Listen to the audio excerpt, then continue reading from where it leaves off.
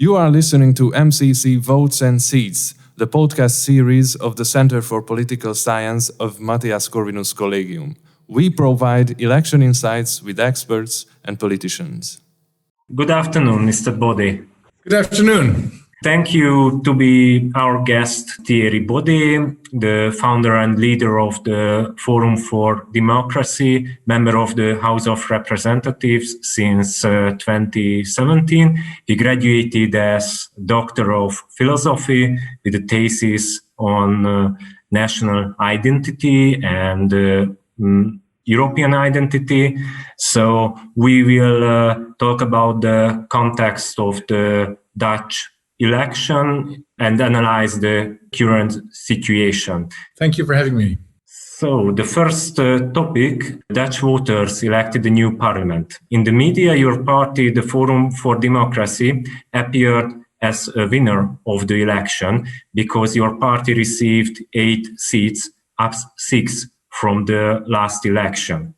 How do you estimate your party's achievement during the campaign and the election results? Yes, so in the Netherlands, we've got a system of proportional representation, which means that lots of smaller and larger parties exist. It's a very diverse landscape in our parliament. We've got lots of parties, I think many more than in many other countries in Europe. My party, Forum for Democracy, which I founded in 2016, so only 6 years ago, received a 300% increase at the last elections. We're also the largest party in terms of members, by far, actually. So I think that's a very significant sign of support for what we're trying to do. Our platform runs on a nationalistic agenda. We are opposed to the European Union, European unification. We're very skeptical about mass immigration. We defend national identities, traditional architecture. We're opposed to the climate transition measures with all the windmills and the solar panels and all the subsidies for these green energy things. And also we campaigned very heavily on lifting the restrictions imposed in the name of coronavirus. So in that sense, I think our program was best comparable to what the Governor DeSantis is doing in Florida. We are in favor of lifting of the measures and return of liberty and freedom. How do you define Forum for Democracy? Is it a party, a political movement, or a political community of intellectuals and other people? How could you define your party? I like to think of Forum for Democracy as more than just a traditional political party. From the very beginning, and we grew out of a think tank, basically, a community of intellectuals, of opinion makers, columnists, and so on, activists. And I try to maintain that spirit. So, of course, we're very busy in Parliament, but also in other representative institutions like the Senate, like the provincial estates, like some municipalities. But we're much more than just that. We try to connect our members. We try to be a movement for change throughout society. And you mentioned that several members left your party, and in the last November, you also offered to resign as the leader of the party, but the members stand on you. How could you rebuild your party? Well, basically, what happened in November is I suspect that's what happens with all of the truly innovative movements of our time. I think it happened to Donald Trump. I think it happened in Germany, in France, which is that the more, let's say, establishment-focused forces within the party at some point, or perhaps continually, try to moderate the positions of really progressive or innovative movements. And this is what happened with Forum for Democracy in November. There were a group of people who had risen to some prominence in the public. They wanted to soften our positions on, for example, the EU. They said we shouldn't argue for an exit anymore. We should, a proper leaving of the Netherlands from the EU. We should simply argue for less EU. And they said we shouldn't argue against the corona measures. We should simply state that they are inconsistent and at some points should be changed a little bit, but much more moderate in many respects. Also, when it came to climate change, they said, let's accept the basic premise that we need to do something about emission, but let's just have a little bit of nuclear energy and, so all of those things. And at some point, I felt that the opposition to my line, which is a much more radical line, much more fundamental line, and which I believe is the only way properly to make an ideological argument. You can only make an ideological argument if you are fundamental about it and not nuanced about it. That doesn't say anything. It doesn't mean anything. But I felt at some point that these moderate forces were so strong and so fundamental in their opposition to me that I stepped down and I said, okay, let's have a vote. A very, very traditional way of solving things in a democracy. Let's just get the members all out and let them say what they prefer. And 75% of them voted for me, for my line. So I took back control of the party. I created a new list for the elections, and we did very well. And how could you reach the voters during the pandemic? Which were the most important platforms? I just organized demonstrations because there is a constitutional right to organize demonstrations. And I presented my political gatherings as demonstrations, as manifestations. So we just toured the country. We bought an American truck. We called it a transformer. It's a transforming truck, which it's a proper truck, but if you press a button, it deploys into a podium. And we had a full cinema screen on top of it with huge music speakers. And we just went about every single village of the country for 2 months, which was amazing. It was one of the most inspiring things I've ever done in my life. So we actually went from village to village, and we had not hundreds, but thousands of people coming to the market squares of these old villages and becoming really engaged with our message. It was a tremendous moment of coming together as a nation. The Dutch right transformed on the 17th of March. The PVV lost seats. Your party received 8 seats, up 6, as we mentioned from the previous election. 2 new actors also appeared. One party which split from the Forum for Democracy and the Farmer Citizen Movement, which grew up from the agrarian protests in 2019, also gained 1 seat. How do you see the political landscape on the right? Well, it's clear that in the Netherlands now we've got quite a few parties on the right, so to speak. In a way, this might be a very good thing for the right, because the left has always had this. There have always been socialists, communists, social democrats, green parties. We've always had the left-wing liberals, the liberal democrats, and so on. We've always, not just in the Netherlands, but in every Western country, we've always seen a great variety on the left. But on the right, on the contrary, it's always been pretty marginal. It's been the normal pattern that there was 1 or perhaps 2 right-wing or conservative parties, but not 5 or 6 like we've got now in the Netherlands. So it may be a sort of emancipation. Maybe we're finally getting to parity. Maybe we're finally getting to a sort of equality between the left and the right. And many of such parties grew out of Forum for Democracy, even though we're still the largest, the mothership, as it were, of those parties. But they grew out of us. And so I kind of like to think of us as an incubator of political change. We have nurtured some of the people that perhaps didn't really fit in with us.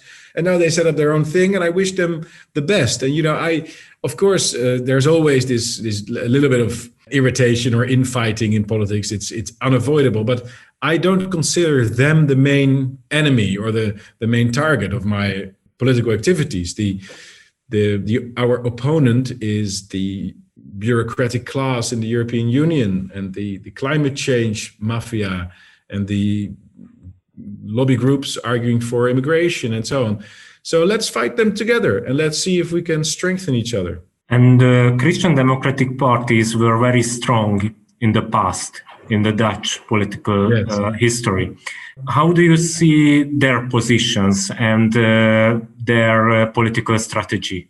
Well, I think the Christian Democratic Party is not very different from the Liberal Party, and I think the Liberal Party, the governing party, is not very different from the Social Democrats. And in my view, this is all just one big soup of mainstream parties, rather like in France, the Républicain and the Parti Socialiste, in my view, are almost the same. And like in Germany, the Christian Democratic Party is almost indistinguishable from other mainstream parties. It's just, this is the problem that we see in all Western countries. It's even in the US. I think if you leave Trump aside, Donald Trump is a different category, but from Bill Clinton or Bush Senior even to Bill Clinton to Bush Jr. to Obama, I don't see a great change in policy. I think this is the middle of the road sort of mainstream, where sometimes you get a little bit more to the right or a little bit more to the left,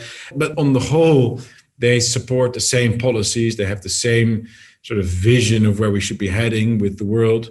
And this is also true for the Christian Democrats in the Netherlands. It's just, and they've lost a bit of seats because they haven't got really strong leadership at the moment, but then the next elections they might win again. It's just, it's always a bit of the same. What I predict will happen now with our new government, because we're a coalition country, so we're going to have some coalition negotiations, but I think we're just going to get a super middle of the road, middle government, which shows to the greater audience that really there is not a lot of relevant distinction between all these parties.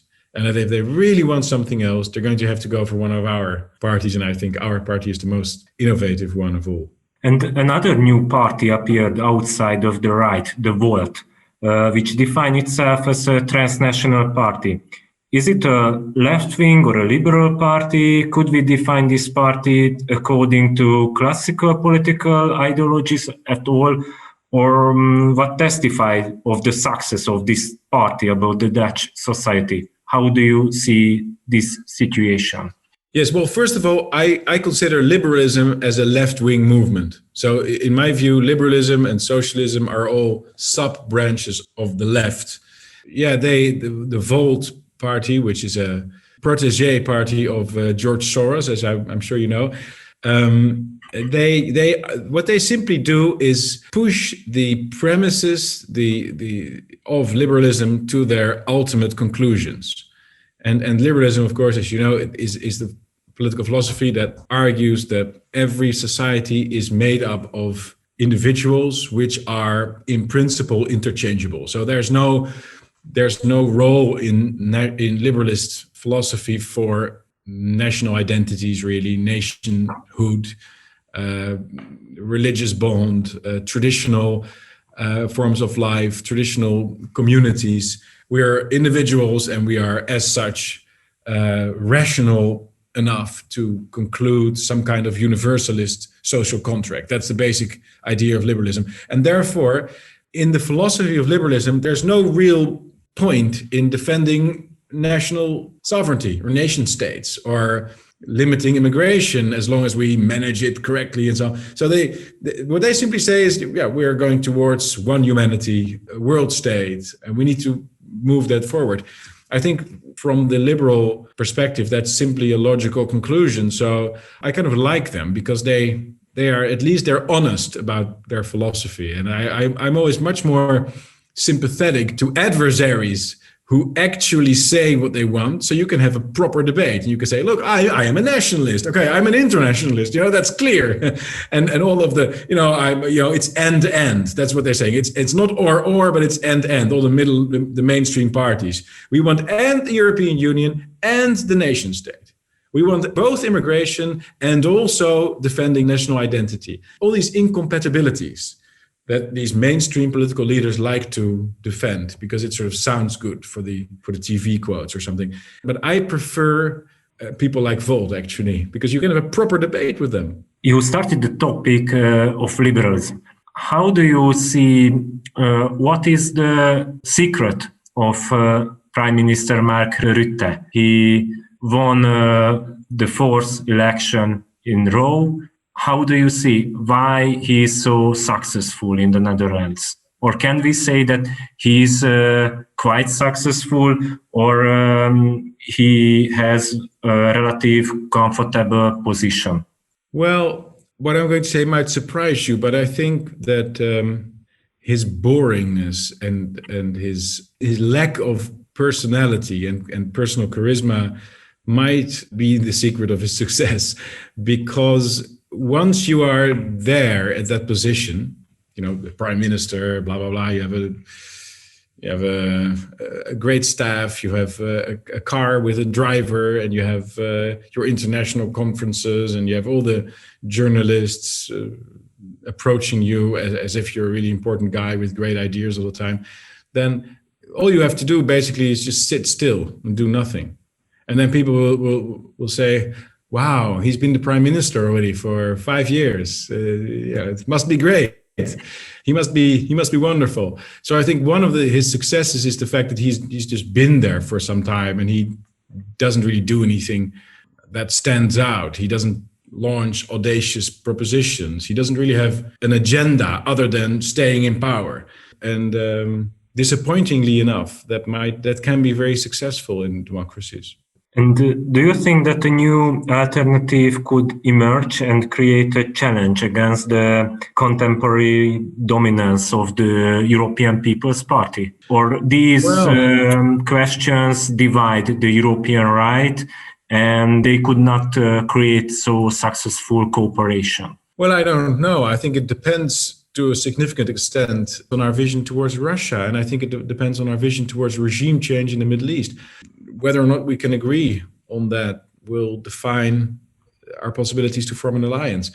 In addition, I also think that as much as I feel European and I'm in favor of a European spirit and European cooperation, I genuinely believe that the only European position that parties can properly take is leaving the EU. I think the European Union is an anti-European institution, and we should not try to moderate it, but we should leave it. It must be demolished. We have to get rid of it. We have to get our own currencies back. We have to defend our own borders again. We have to get rid of all the bureaucrats in Brussels and in Strasbourg and in Frankfurt. And I think every moderation of that position, every attempt at nuancing it,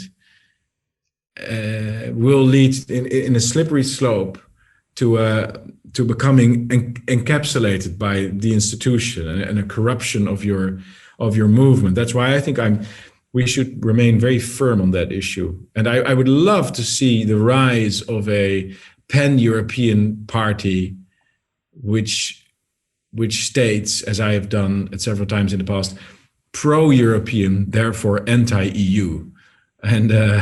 But I'm not sure if there is a lot of support for that in other countries. I honestly don't know. What do you think? Which topic could be a central political question? How do you see which could be the central question in Europe after the pandemic? It could be the climate change, the migration, the future of the European integration, or which political topic could be in a central position in the European political agenda? Yes. Well, first of all, what I expect is an escalation of the relations with Russia in the coming year. I expect the European Union and NATO and some of the other forces to increasingly put pressure on the relationship with Belarus, Russia, perhaps Ukraine, Crimea, that region.